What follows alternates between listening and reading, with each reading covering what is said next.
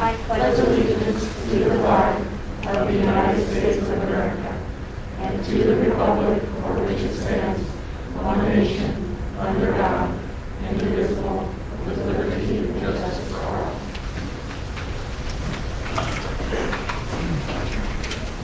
Our next item is the adoption of the agenda. We will not need the executive session tonight, so I will entertain a motion to adopt the agenda, excluding the executive session. I move to amend the agenda excluding the executive session listed. Second. All those in favor? 6-0. David, do you have any public comments? Not this evening. Okay. Next up, we will recognize Friends of Education. Okay, the Friends of Education program is sponsored by the Confidence in Kansas Public Education Task Force that recognizes volunteer service throughout the state. Nominations are solicited in 5 different categories. Those are school volunteers, community leaders, community civic organization, business partner activities, and public sector institution. A couple of principals have nominated 2 individuals to receive that. So we could have Kate and Tyler come up and we will present a couple of certificates and a couple of gifts to the people who've received the award. They are Erica Edwards and Samuel Lehman. Erica as a school volunteer and Samuel as a business partner. So you guys want to say a few words? On behalf of Opportunity Academy, Erica makes sure she organizes and delivers snacks to our school building each week for the kids to have, and so it's a huge benefit. We've had snacks every week of the year, essentially, delivered to our building, and she either does it herself. I saw her today, I was in a meeting, but there's also community members that she helps organize and make sure that can come and deliver snacks to our students, and so the kids love it. We really appreciate it, and she's also put on a pizza party for the kids and delivers good baskets around Christmas. So she's just been fantastic. We really appreciate it. Very good.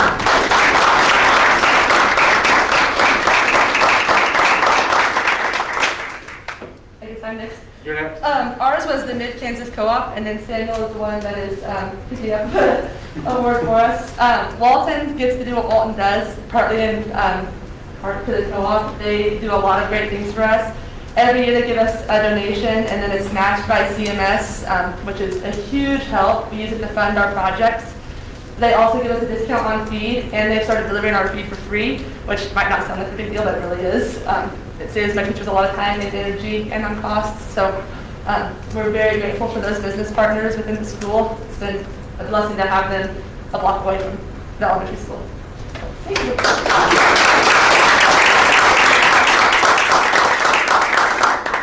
You guys want to say a few words, or are you good? You're good. Well, we thank you. Thank you again. Thank you again. Now we will have a presentation from Chisholm Middle School.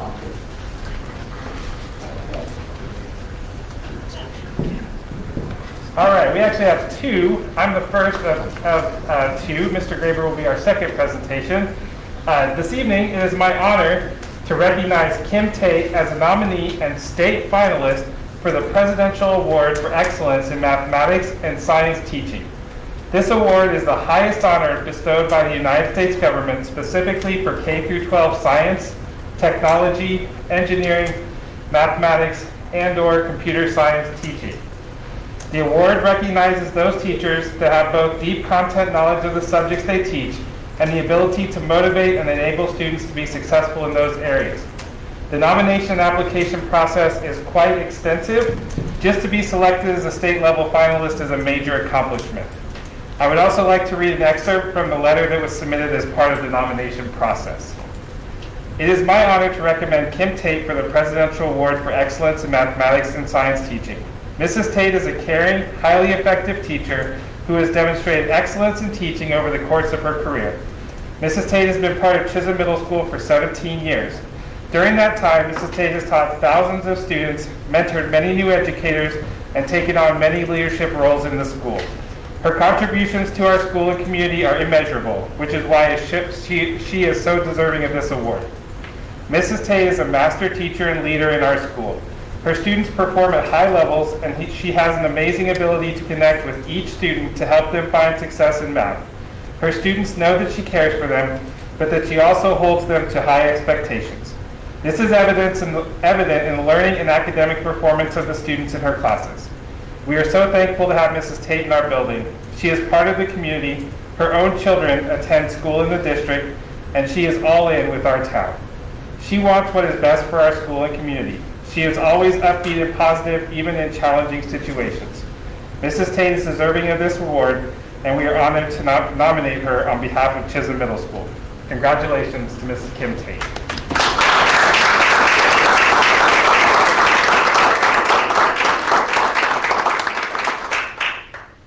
And you have a big speech, right? Thank you. Thank you.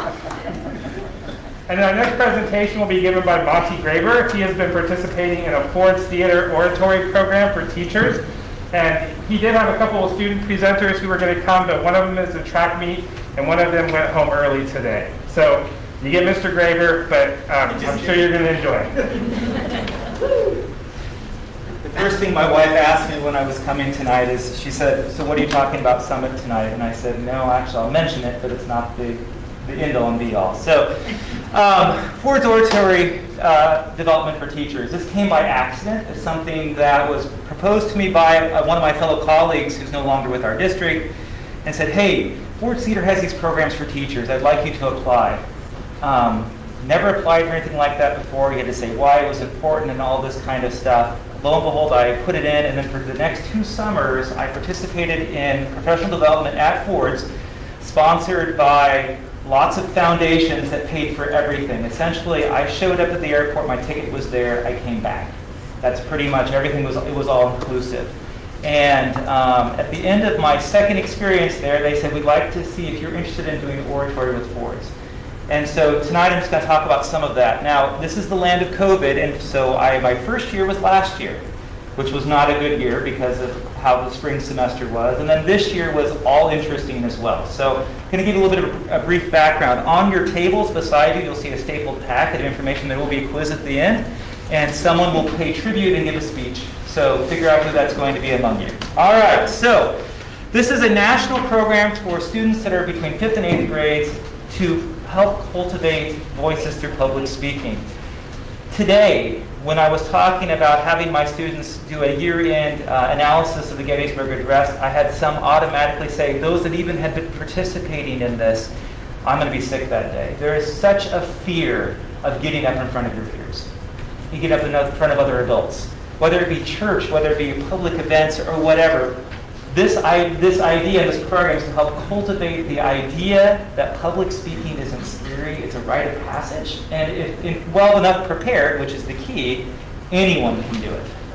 So it provides public, I have to look at the sides because I don't look down well when I talk, so I'm just going to pretend I'm looking at you, okay? So provide teachers and students with professional development of the art of science behind compelling effective public speaking, and fellows, i.e. teachers, will develop and strengthen their skills through speech and writing in the classroom.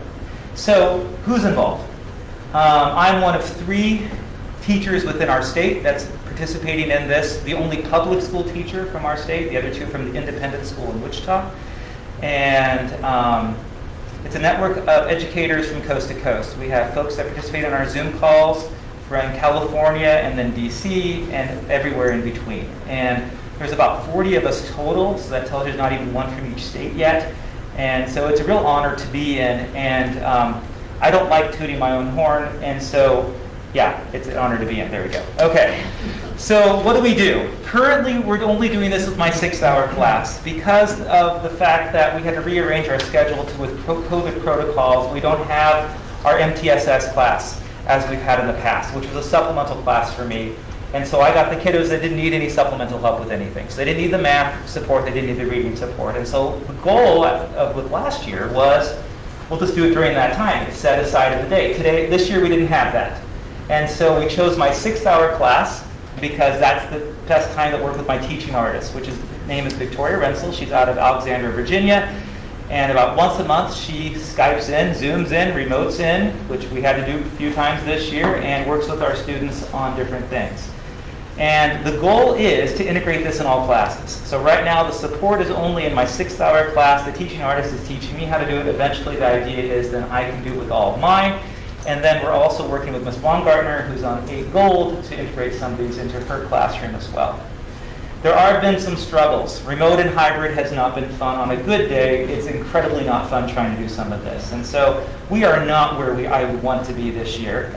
And we kind of restarted the year again because all of us newbies last year kind of got the raw end of the deal, and this year has not been as good for some other teachers, especially my friends who teach on the East Coast and some in California who are just getting into their classrooms in the last month. It's been a struggle to get all the required hours. Ford's pays for my teaching artist, I think it's a total of 20 hours, and we got nowhere close to that this year just because of just a challenge, as you all know. So 2021 topics included podium points, which is the top sheet that you have right there, and warm and cool feedback, which we've integrated now into all of our classes. And the idea being, I'm giving a speech. If Victoria was sitting, or Ms. Schreiber is sitting, she would be giving me hopefully warm and cool feedback at the end of this presentation, tell me what I did well and what I should work on. It's a great way to also integrate giving constructive feedback to students. And that we've modeled that as teachers, hopefully, but this takes it to the next level. Giving kids an opportunity to give each other peer feedback, which they are way harder on themselves than we ever are with them, but also give them this opportunity to talk and to debrief. And one of the things we're going to be doing with the Gettysburg Address as well is splitting it into small groups. Students are going to get an opportunity to perform to each other, but we have a few things we need to do first. And one of them is the rhetorical triangle. Can anyone tell me what that is? Any speech majors out there? Ethos, pathos, and logos, which is talking to Aristotle. We'll get there. History teachers are probably crying right now. And what's called the actor's approach, where you disseminate the speech, the time period. So right now, Gettysburg Address. July was the battle. November, Lincoln's giving a speech. Who's he giving it to? He's giving it to survivors. He's giving it to people in this little podunk town of Gettysburg, which is not podunk now, but it was back in the day. It was like a Walton back in the day, where there's a massive, huge battle. What's going to be his tone of voice? How's he going to hold himself? What's going to be the background information? Who are going to be the audience? Is it going to be survivors? Is it going to be the parents and the children and the wives? If at this point, of course, the military is all male. Now the next thing, so you can see the podium points, and this is where the student would be saying what pace, emphasis, diction, tone, and volume are, as well as posture, eye contact, and presence. And we do examples, not examples. Give the kids a little opportunity to have some fun with it, and then they can play around with it. Because we all know Ferris Bueller and the scene when they're doing economics. If anybody, you are all old enough in here to understand that the kids don't know that scene, so we have to show it to them. They've ever heard of Ferris Bueller, which is a sad, sad day. And what happens is, they're like, oh my gosh, yeah, there's some teacher in our school like that. And then you're like, okay, so we're not getting warm feedback on our teachers right now. But the kids start to pick up on it. The other thing is warm and cool feedback. Try this next time. Even when you're talking to your own kids, it completely changes the tone of the conversation. So when a student comes in, the work's not very well done, I give feedback in Summit all the time, like, hey, next time can you just give me a little bit more? I'm not seeing, you're not answering the question. We asked for paragraphs here, you gave me like a couple sentences, what can you do? But also giving people positive. And so we were talking about that in class today, and the thing was, so imagine I had to start my speech 4 times because I kept losing my place. What would be a piece of warm feedback you could give me? We're just hypothesizing here, and they said, well, it could be, you didn't stop trying. And so you think about that and reframing for all of our students, the kids that can memorize something at the drop of a hat and the kids that really need to work twice as hard as anybody else. Everybody has an opportunity for some wonderful feedback. So we're talking about the art of persuasion, rhetoric, Aristotle, right? Everyone shakes their head yes, because they remember that from their, okay, that's a little scary. We might need to have a test about this. So ethos, logos, and pathos. And so what we're going to be doing towards the end of this week is dissecting the speech. Ethos is trust. Michael Jordan sells shoes just by wearing them. We trust that they're going to be great shoes because if Michael Jordan endorses them, they're good shoes. Logos is the numbers. That's why they always give you statistics. 4 out of 5 dentists love this toothpaste. That one dentist that said no might be the one you need to listen to, but we tend to go with the majority rule. And pathos is the emotion. So our example for this one's the best one. That's Sarah McLachlan, the SPCA commercial, the Arms of the Angels, where there's a cat that's got the one eye, that's a little, the dog that can donate money, and it talks about our emotions. And so what we're going to be doing is we're going to be looking at Gettysburg, and we're going to be doing these 3 things. What made Lincoln a person of ethos when he gave that speech? Why did people stop talking to listen to him? Aside from the fact he was the president. And so we look at some of these backgrounds as well. And so we did this also for one of my Western expansion project that we did. Ms. Baumgartner and I gutted the project that was there and decided to do something different. And so we had the students write obits for famous Western characters. And they had to, if you ever read an obituary before, there's really good obituaries, there's really horrible obituaries, and there's some that are hilarious to listen to and read and stuff like that. And so we had these kids go through and analyze some obits, and then also, how could you use this when you're writing for your person? And so it was a great activity. The kids really enjoyed it. Billy the Kid got a really interesting obit because, Billy the Kid. You all know who Billy the Kid is, right? Okay, Wyatt Earp, he was in Wichita, right? Anyway, you need to come to my class. But anyway, so the last part is the remix and the actor's approach. And so this is what we're going to be doing towards the end of the week. And what we did it with Lincoln's House Divided. The house divided cannot stand. Very famous line within that speech. We put it in our own words. We took out words we didn't understand and put them with 21st century versions of it. Not to change the speech, but to get a background and information to be able to understand it and then go back to the old language. I think we fall into a rut even as teachers of the kids not understanding and us not understanding that people don't talk the same way as they did even 20 years ago. And so sometimes having to translate it into 21st century skills is what we need to do. And so I think this needs to be on pretty much everybody's plate at some point. And a quick thing about this is not just a history teacher thing. We have elementary art teachers. We've got social studies teachers. We've got librarians. I just happen to be a history teacher that gets to do this. And I use the word gets to. So my perfect world, if we were doing this the way that we were able to do, COVID not a problem, we would have been in DC last week with 2 students. The idea is at the end of every year, so about January, and I say the end of the year there, kids have come up with a speech, either a topic or historical speech. They perform it. We would have Board of Ed members or other people in the community do some judging based on specific guidelines, and we choose 2 competitors that would be able to go then with me to Washington, D.C., all expenses paid through the program, and perform at Ford's Theater. We didn't get to do that. Well, and we all know why, but that's just the way it is. The Ford's Theater program pays for everything. Now, there is some costs associated with this, which I'll chat about later, but for right now, overall, the plane tickets, the housing, and everything. Parents can come along, but they're on their own dime, if they'd like to. Now, one of the ways that I see this working in the future is this a way for us to transform personalized learning. The goal is to integrate this into Summit for social studies, at least for the American history aspect of it. And so the idea being, we start day 1 with some of these skills, and by the time we get to January, no matter what project we're on, we're ready for that opportunity to move on. Now, January for us would probably be, we're right now at Civil War, so we'll be talking about the approaches of abolitionists. Man, there's no speeches there about anything that kids could be interested in and maybe apply even to today. So, my hope is to make it less cumbersome. Instead of it being 6 hours, just how we do school. And I'd really like to meet all my program requirements. And some of those things are out of my hands. I think we have had to approach this year with kid gloves in some respects, and sometimes we have to jockey for space.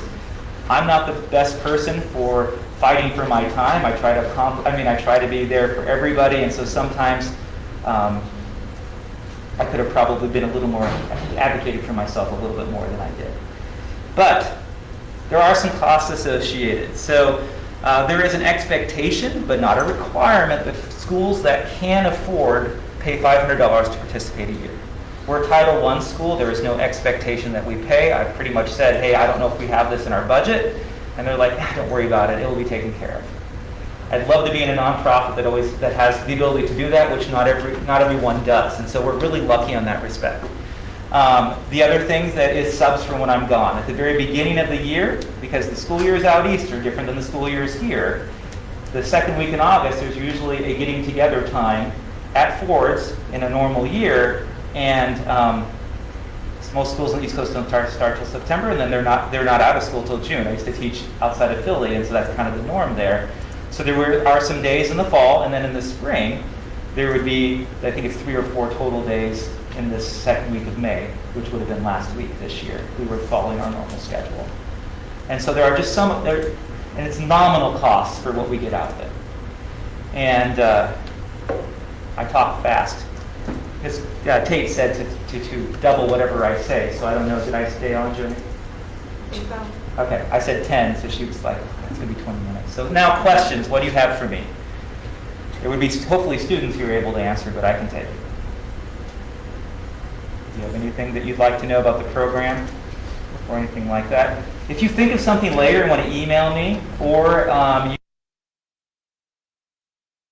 that $500 cost or know a little more about it, let me know.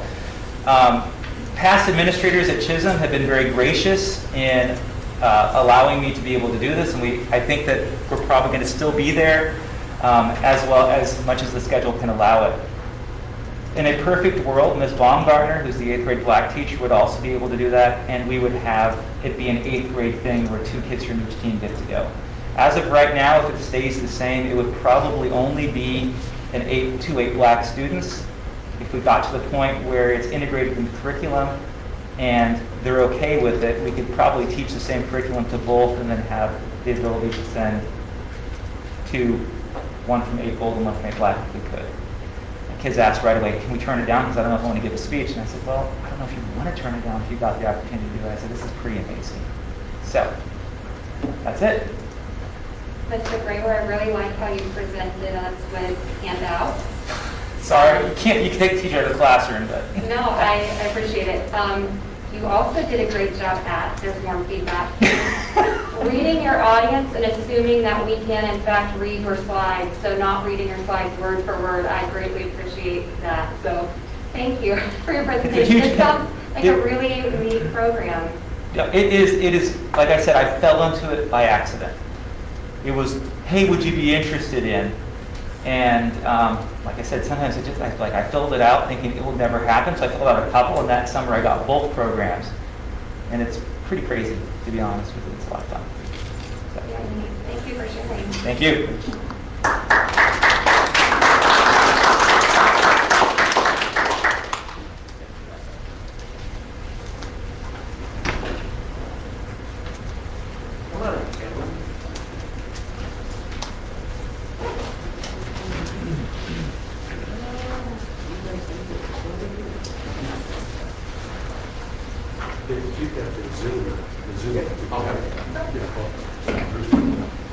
Well, I'm happy to introduce to you this evening our friends from DH Pace. As you guys may remember, DH Pace is the firm that we selected to kick off our security enhancement project. So we'll have 2 of them here today. I also have one on my computer that I'm going to pull up really quick. That's as part of the presentation. So without further ado.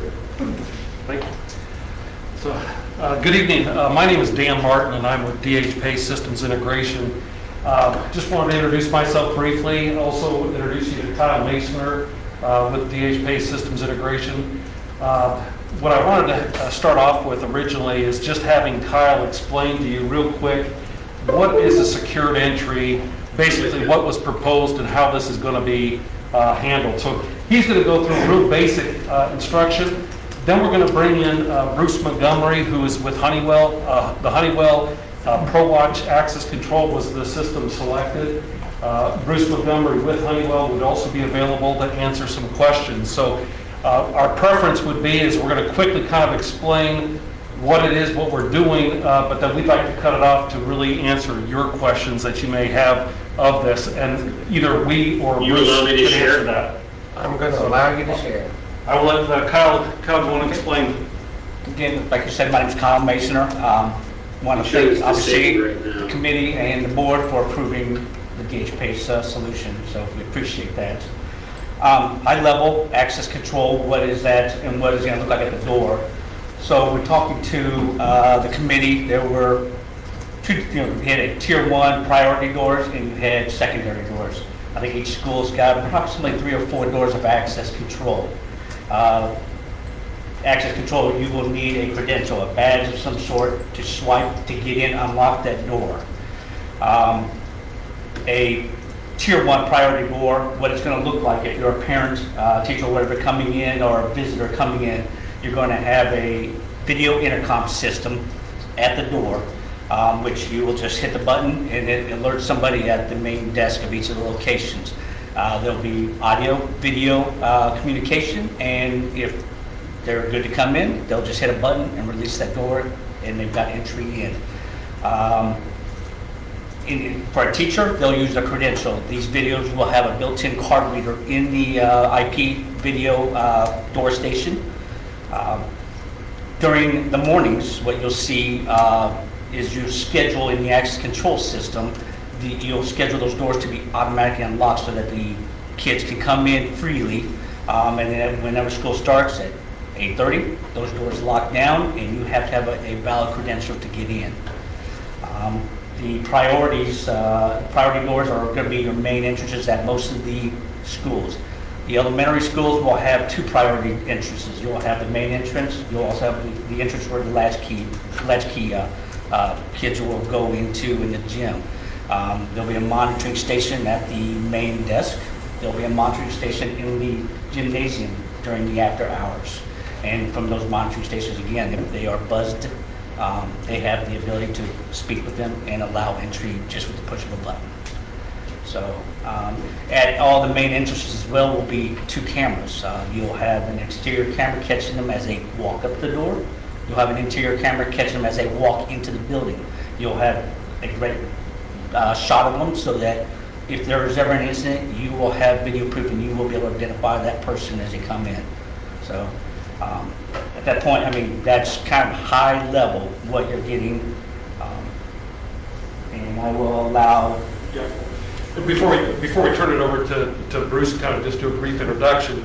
The other reason why we went with Honeywell is that the school district indicated that they wanted a system that could grow with those the demands in the future. So certainly our experience with all the different systems out there, Honeywell will allow the school district here to expand either number of doors or integration with other systems. So you see a lot of stuff right now as far as temperature sensors, video systems, visitor management. I mean, there's just all sorts of systems, and Honeywell kind of across the board has the best development of different integrations with other systems or even their own in-house type of systems. So Bruce, we're going to let you introduce yourself real quick, and then what Bruce has up on his screen here is what the access control screen looks like. Certainly, it's up to you if you prefer, if he goes through this in a couple minutes just to kind of show you what it looks like, we can do that. And then, but ideally, we would like to, again, answer your questions. So, Bruce, why don't you introduce yourself and just do a brief rundown through the ProWatch screen here. Yeah, certainly. Thanks, Dan. I want to just double check, make sure everyone can hear me. Yes. Okay. Thanks for inviting me to this meeting. My name is Bruce Montgomery. I'm the Education Vertical Market Program Leader for Honeywell. The product we're going to discuss today is Honeywell's flagship access control product. Yeah, the product itself, I think, is really best described by saying at the very grass level roots, it's a really good access control product. But what you can do with it as you grow and as you evolve to do more and more things,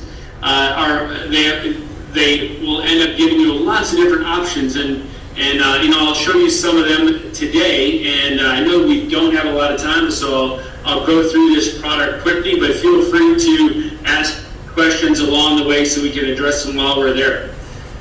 The screen you're looking at right now is what we call the badging and page that lists the employees and the capabilities of what they can and can't do. And what I mean by that is, as new employees are brought on and they're enrolled as new hires, or maybe they leave, they're added and deleted automatically through the integration of your existing system, your existing Active Directory. So it stays very accurate and it stays very timely with the hiring and retiring or teachers leaving.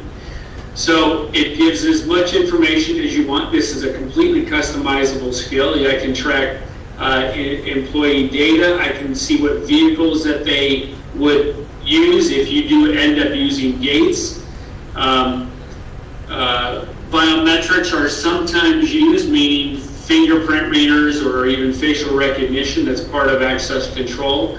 But as you see, it gives a lot of detailed information, and it allows us to customize each teacher's experience to say they work at one particular school Monday through Wednesday, but Thursday and Friday, maybe they work into a different school district, or I'm sorry, a different school, or maybe they teach sports at a different campus or a different area where they would need these privileges after 3 p.m. It allows us to customize that badge or that badge holder to give them all the features that they want and that they need regardless of what campus they should go to. As you see, it will store an unlimited amount of employees.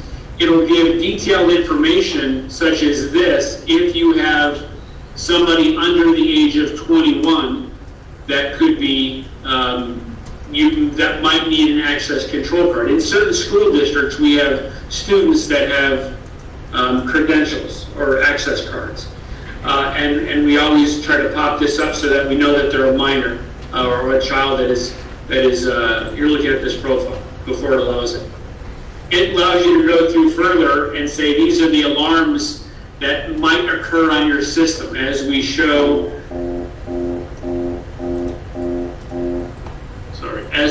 the alarms, this is what they would look like. When events such as maybe a forced door or a panel offline, it gives the administration and the managers of the system access and alert and notification regardless of where they are, so that they could very easily go to a door and say, such as this one, a door held open, lobby door, means somebody propped a door open at the school. And I can go very quickly to a camera and look at the integrated video and say, yep, that was somebody who's, I know this particular teacher that was holding the door open. And now I use that as a learning experience and make sure we talk to them about it. Or maybe this is the ability to go lock or unlock a door. And we got an alarm and I want to go ahead and unlock a door or momentarily unlock a door on a weekend when you have additional activities for different groups that are coming to the school. It allows us to do it without having to send an employee there or on a last minute if law enforcement should be there. It allows us to do that. Any questions so far? Okay. You'll see our next screen gives us the ability to look at your entire platform on a map. Now, what you're looking at is the United States, but maybe it's your city, and it shows a location for each one of your schools, and I might want to just click on one of those schools and very quickly look at the cameras that are that are built into the school. It gives me the ability to remotely see what's occurring outside my school on my camera system. It also allows me to log into that school. Oops, let me drop this down.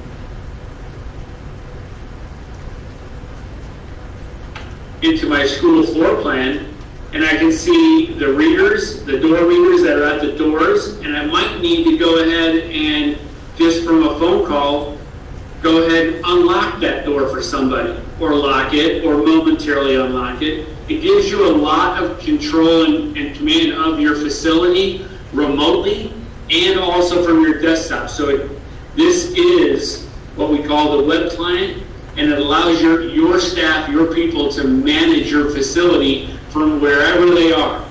As long as they can control it through a tablet or from home, it gives them the flexibility to do this type of work.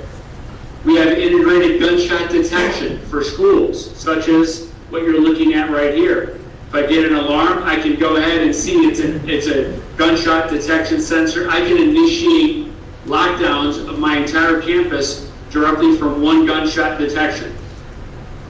That is also part of the system that we integrate to several different platforms. Dan made reference to the things that Honeywell does, and integrations is probably one of our valued adds that we bring into our access control, our video intrusion, gunshot detection, and all of the new technology that you would expect to come down the road years from now. We'll continue to integrate to those things.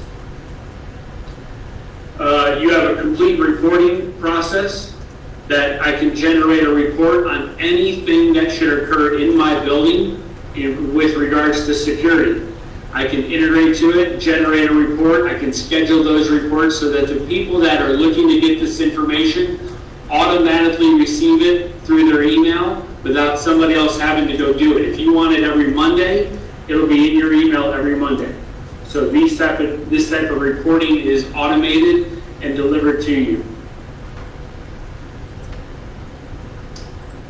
We have some maintenance. This is more of a cost-saving measure. This is new technology that we deploy. It allows you to now update your system remotely instead of, for example, let's just say you've got 300 cameras throughout your campus.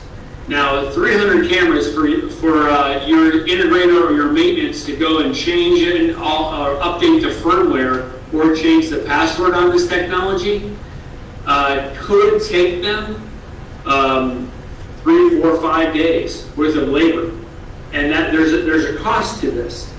This technology now allows us to push the password changes and the new firmware upgrades remotely, where I can get it done in an hour for all of your cameras. So it empowers the software, it empowers the integrations, and is a significant cost-saving measure to the school district. Lots of other technologies. If I do have a brief moment, I'll show you some of the latest things that we do in addition to security. This is a technology that now we get dashboards that deliver, the information to your administrators about the healthy status of your facilities. Not only can I tell you that the recorders are working, the cameras are working, the different access controllers and doors are all working properly, but I can also show you that through the dashboards with this integrated technology, how many students are in your population that have attended or walked into your building today. What's the occupancy level? Do any of them have high temperatures through the integrated thermal technology that you guys deployed today? So lots of new information. This puts it at their fingertips and gives them all of this information when and where they need it. Bruce, we have a question. Yes. How does the shot technology work? In other words, the shot detection technology is the first part, and then the second part is, can that alert system be tied into like our local police department? It can and it does. I've deployed this several different technologies. Let's look real quick. I think I have it. So this might be access only. Yeah, here it is. Okay.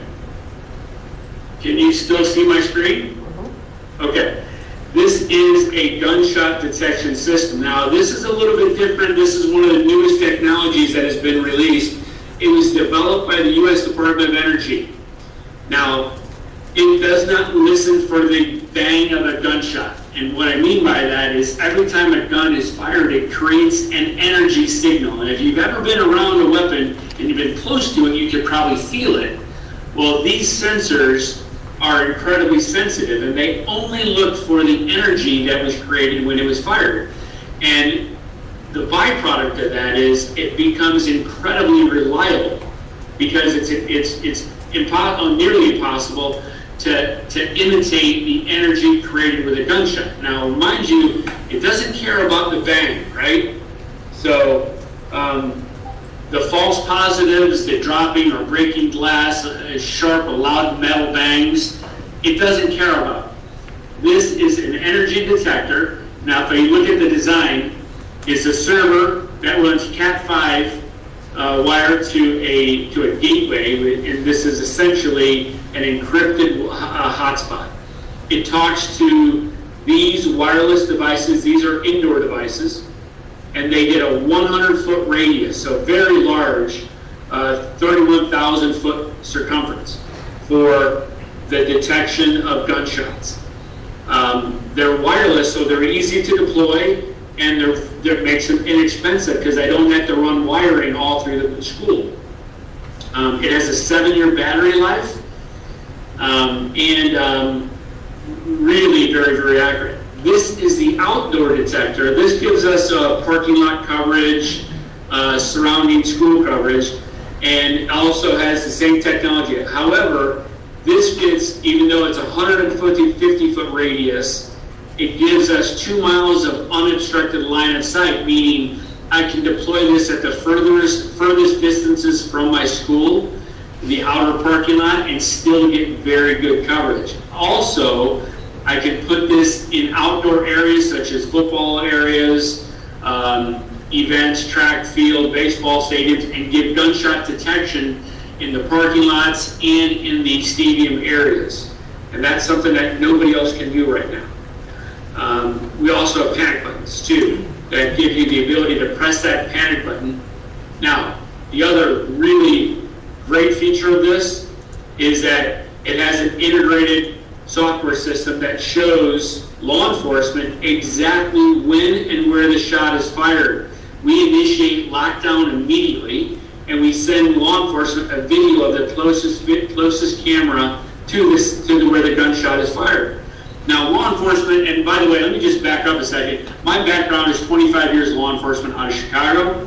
I've spent 14 years of my life on the SWAT team, last 7 years as a SWAT commander, and I spent an incredible amount of time teaching schools and students and teachers how to protect themselves during active shooters. Now, our goal very clearly has been for years to get law enforcement to the school faster. How do we get them to the school when a shot is fired? And generally, the first calls coming into law enforcement is taking 2.5 to 4.5 minutes from the first shot.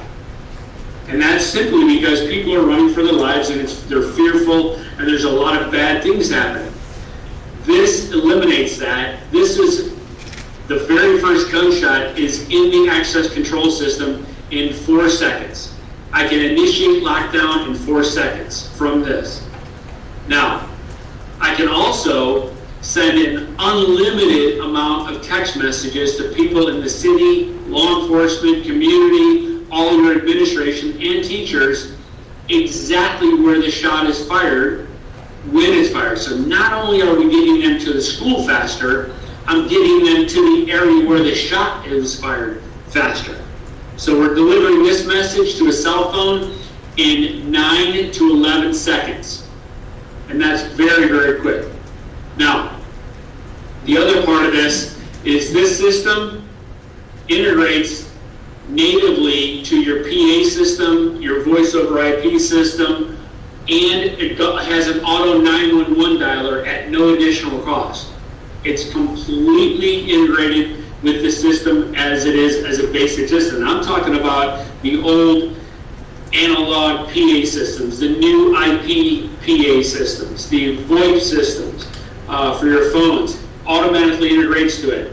Automatically integrates to your PCs, your desktop, your LED screen displays, and so forth. At no additional cost, mind you. So we're getting law enforcement to the school faster. We're getting them to the shooter faster. And now that I'm integrating to your PA systems, your teachers, and I'm assuming that, actually, I need to ask this question. Do you currently do active shooter drills today? Yes. So with that, do you practice the Alice training or run, hide, fight model? What's that? Alice? Yeah, so Alice, which is also the partner, the owner of Alice Training, is called Navigate 360. Navigate 360 just partnered with Honeywell because of this platform, because this bridges the gap between their training and the gunshot. Right now, Alice Training is by far the best training model for active shooter in schools, without a doubt. The problem is that what we don't deliver is we ask our students and teachers to run, hide, fight. We don't tell them where the shot is fired, or where the shot is at, or where the shooter's at. So if we're expecting them to run, if it's safe to do so, we need to give them that message other than the teacher sticking their head out in the hallway to find out whether it's safe or not. So immediately upon the shot fired, it's going to tell the entire school, shots fired in the main gymnasium, shots fired in the cafeteria, shots fired in the west parking lot. And in addition to that, lockdown initiated. It's going to lock down your doors. It's going to tell your teachers, students exactly where the shooter is. It's going to make them make this decision whether it's safe to run or not. Can I run? And also telling them where not to run. And it's also telling law enforcement, school administrators, and your school resource officers where the shooter is. Any more questions? Nope. So that is a completely integrated platform with our with the access control platform you guys are preparing to install. So it does give you a lot of additional features, and like I was saying and showing you in this example, once a gunshot, excuse me, I'm going to move this again. Once a gunshot is brought into the system, here it is. Here's a gunshot duress. So once a gunshot is brought into the system, we call this the if this then that statement. Once it's here, it's already called 911. It's already hit the PA system and delivered all the text messages to everybody.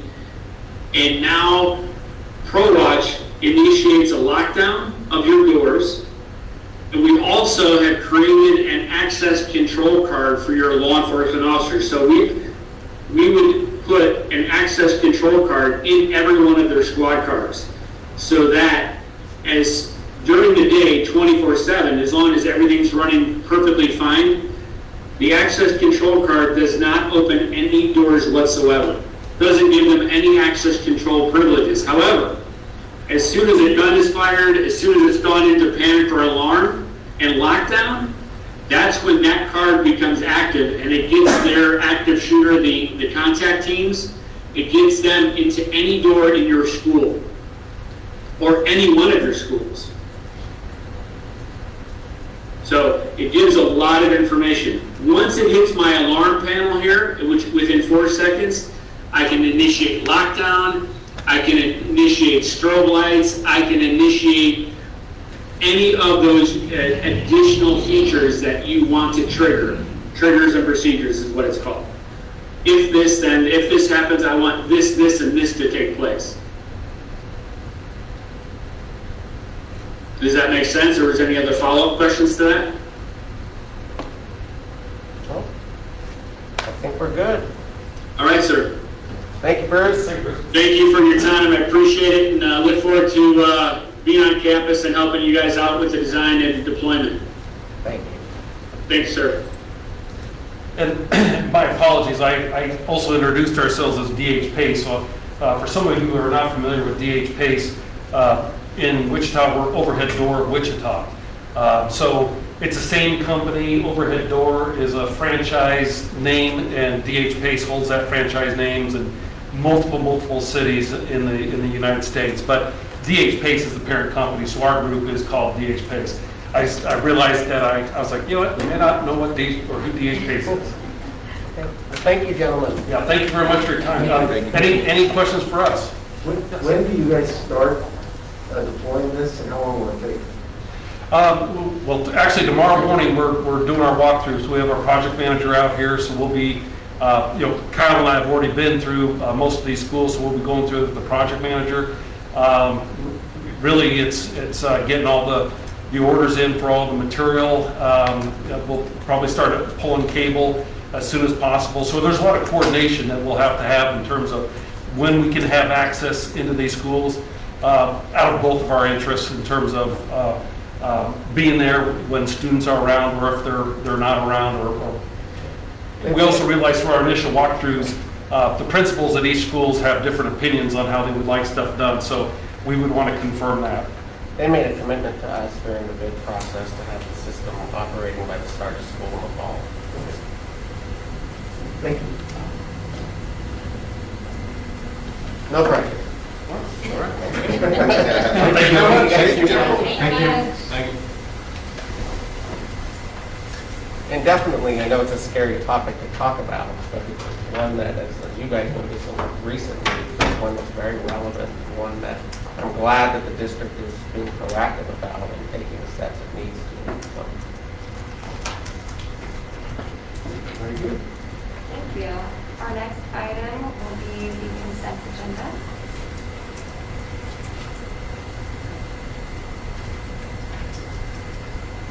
I have a motion to approve consent agenda. I move to approve consent agenda items A through G. Second. Moved and seconded. All those in favor? Opposed? Passes 6-0. Okay, old business. Approve 2021-22 handbooks for Chisholm and transportation. This was an item that was presented to us at the last meeting for review. Are there any questions? Either of these? Okay, I will entertain a motion to approve these handbooks. Move to approve the Chisholm Middle School Student Handbook and Transportation Handbook for 2021-22. Second. All those in favor? Opposed? Passes 6-0. Approve Cooper Early Ed Center logo. This was another item that was given to us at the last meeting for information. Is there anything new? Good looking logo. Questions? Okay, I have a motion to approve that. I move to approve the new Cooper Early Education Center logo. Second. All those in favor? Opposed? 6-0. Approve gift request. I move to approve the gift request as presented. Second. First and seconded, all those in favor? Passes 6-0.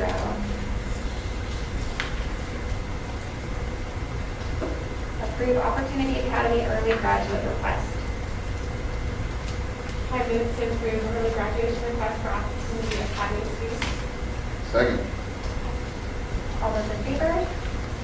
Opposed? 6-0. Approve Head Start non-federal share waiver.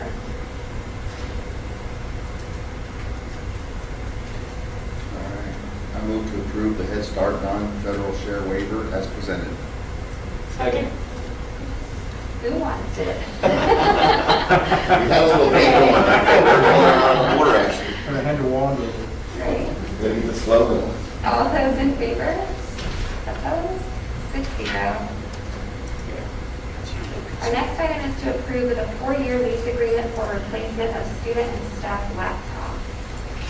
Just to give a little background information on this, we had set aside a certain dollar amount for technology replacement and capital outlay.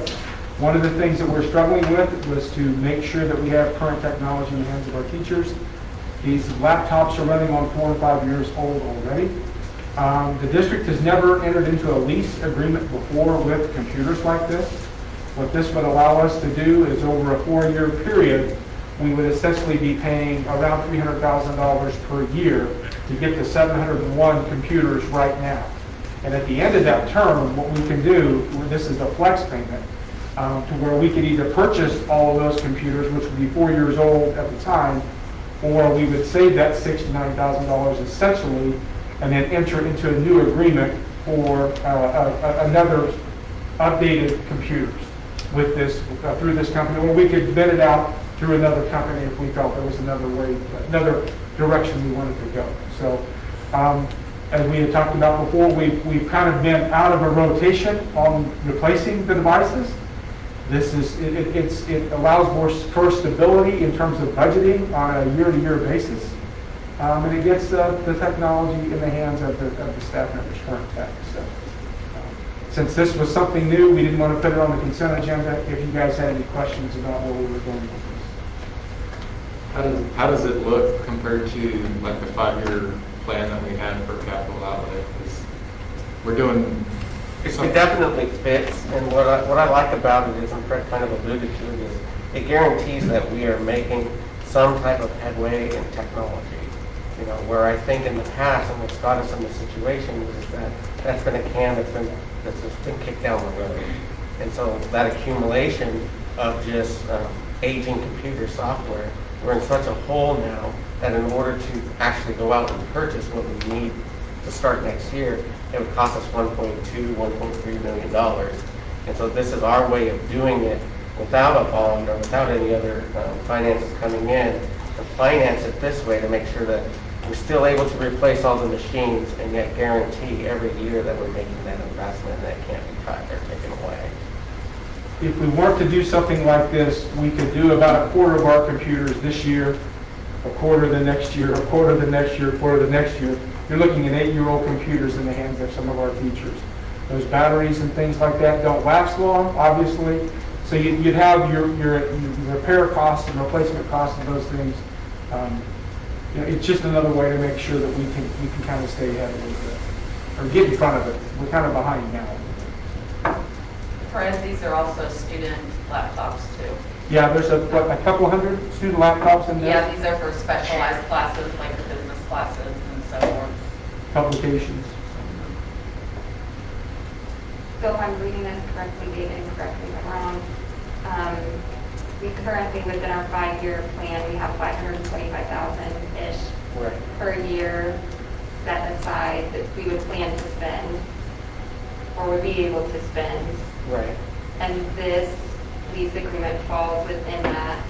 Yes. So it's not. It's it not isn't an a big additional cost, expenditure. It's but- just a way that we're financing to make sure that we can get as many of the new machines as possible. So the lease agreement, a payment is $303,000 is part of that It's 500. within our capital outlay plan. And we would be spending that anyway. Yeah. Trying to, like Fred said, replace a quarter this summer, a quarter the next summer, and so forth. But the main advantage is we won't have laptops that are already past their end of life. Right.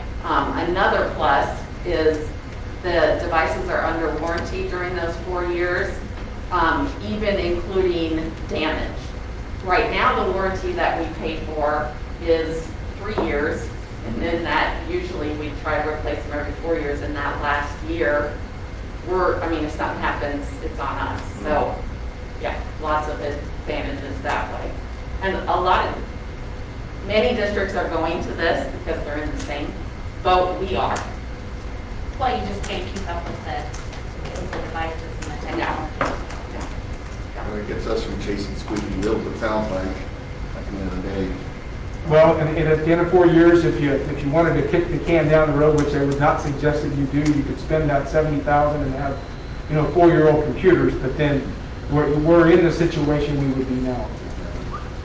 And so this estimated $220,000, I don't want to say extra, but is not being used for the payment for this lease agreement. Brenda, do you feel that that is enough to kind of help bring in new devices for other students? Because I know we've got a lot more student devices that are not included in this lease agreement.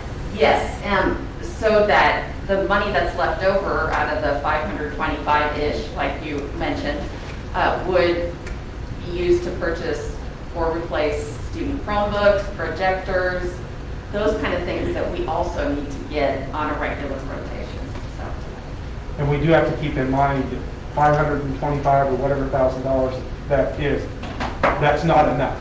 Yeah. Okay, Right. when we start talking about the networking upgrades and things like that, so these are all things that as we look at this possibilities and thinking about ESSER 2 and ESSER 3 dollars, there could be some years where we transfer some of the student expenses, you know, like the hotspot, for example, the hotspot renewals. We could use ESSER 2 and ESSER 3 dollars for that to be a part of that plan. So those are things that we would not obviously at all fit in that $525,000. I guess for me, I just wanted to know what the, between that 525,000 and this 303,000, what that difference amount would be used for. Chromebooks. That's a great question. We had been working on coming up with a plan of, how do we replace these over 700 laptops in the next 3 years? And so we were also, our plan was, before this was an option, to get replacement Chromebooks. And that will be something that we'll have to look at each year too. As, How situations change. Right. And historically, just so you know the background, we have spent more than $525,000 on a regular basis each year just because of, we kicked other cans down the road that the crazy use. And it's no fault of anyone in that particular time or the board making that decision. We had to look at what's our priority, and this is what we need to spend it on. So we want to get, like Fred said, out of that,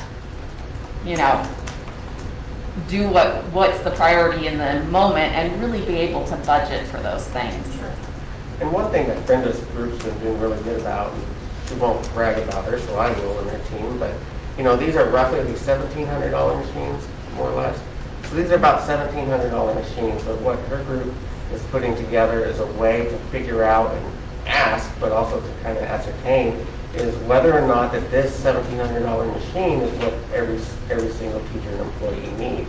In other words, there may be some teachers or some employees that a Chromebook themselves may actually solve or be able to be the tool that they can utilize, which is a fraction of the cost of this thing. So while we're planning for replacing all of them, I know that we're also working on other ways to save costs and to really make sure that the district has absolutely what it needs. But we're not trying to take more than what we actually have to have. And so again, being real budget conscious that way, so that's appreciated. Yeah, and I will brag on the team. Speaking of everyone outside of me, but that we have phenomenal techs that when the problem is brought to them, like when we said there's no way we can replace all 700, we all sat down and they come up with all kinds of ways of, well, we could do this and we could make, and that's why we're in the situation too, is we were able to make these devices last longer. And we often get the question, well, why are the laptops so expensive? We cannot just, one, we want to buy quality, so they not only last the 4 years, but we're not having all kinds of issues with them and then having to spend more money. But also you can't just take a $500-600 laptop that you see it on the Walmart shelf and have it behave in a large network. It's two totally different things. Because when I turn my laptop on in this room, it's getting all kinds of policies of, okay, this is what Brenda can have access to. This is what group she's in. Those just can't handle it. They don't have the processing. They don't have basically the brains to do that.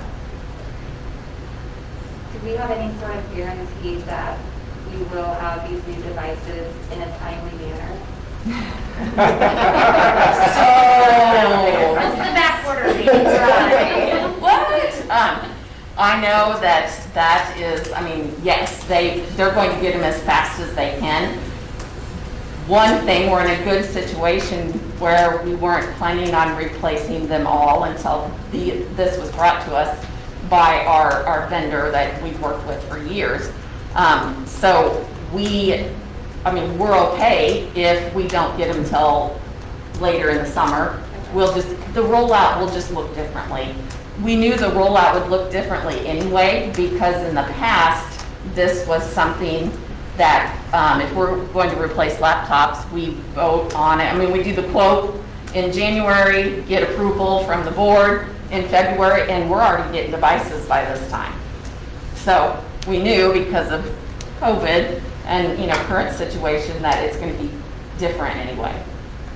So I am not worried at all that staff and students won't have what they need, because we have what we need right now, so we can roll it out a little differently as they come in. How long will it take to download everything that needs to be on each one of them? Is that something that your staff does? Yes. So a lot of that is automated, and some of it is depending on the teacher or the staff member. It could be very basic. It's something that, it can be done through SCCM, which happens, virtually in the background.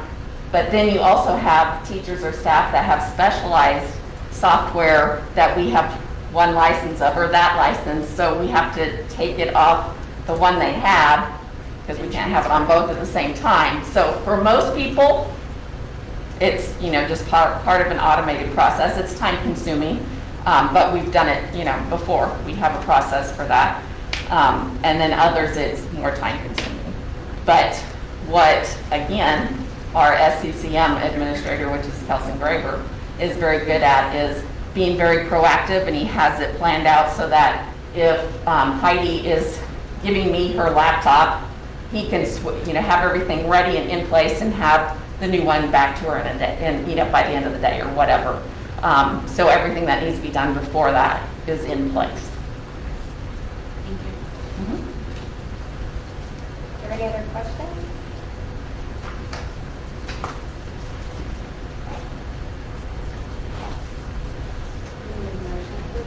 That would be great. Perfect. Anyone want to make a motion to approve this? I move to approve the Dell 4-year flex tax exempt lease proposal as presented. Second. All those in favor? Opposed? Passes 6-0. Our next item is review of 2021-22 handbooks.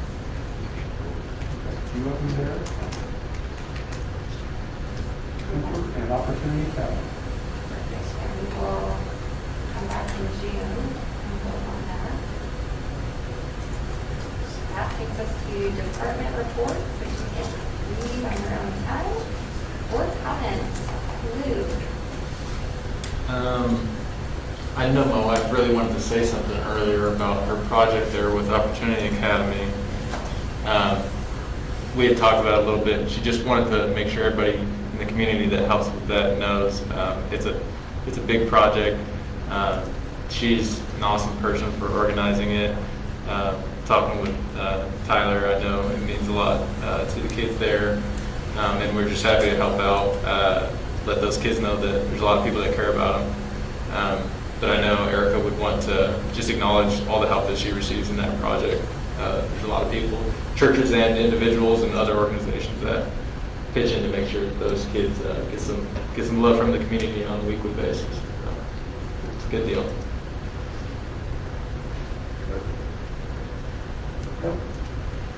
I just want to congratulate the students and the teachers and the staff for the achievements that they have received here recently. Looks like we have a board full of teacher appreciations up there. So just thank you to everyone, the community, staff. We've almost made it to the finish line.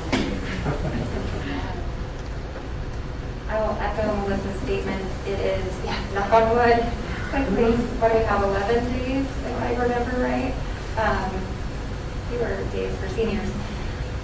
It's nearly impossible to keep up with all the accomplishments that I'm seeing from our students, whether it's placing at state, just different achievements that they've made, which is phenomenal. I love that we see so much positivity on social media, and I feel like that's really changing our culture. We're seeing so many positives. I just love that. And again, I was reading some of these names while I sit here tonight. I love to see that. We have phenomenal staff, and like Melissa said, we're almost to the finish line. This will be our last board meeting for this school year, and kids are in session, and it feels good to have made it to this point. So thank you to everyone for your hard work to make that happen. I will entertain a motion to adjourn. So moved. Second. All those in favor? 6-0. Meeting adjourned.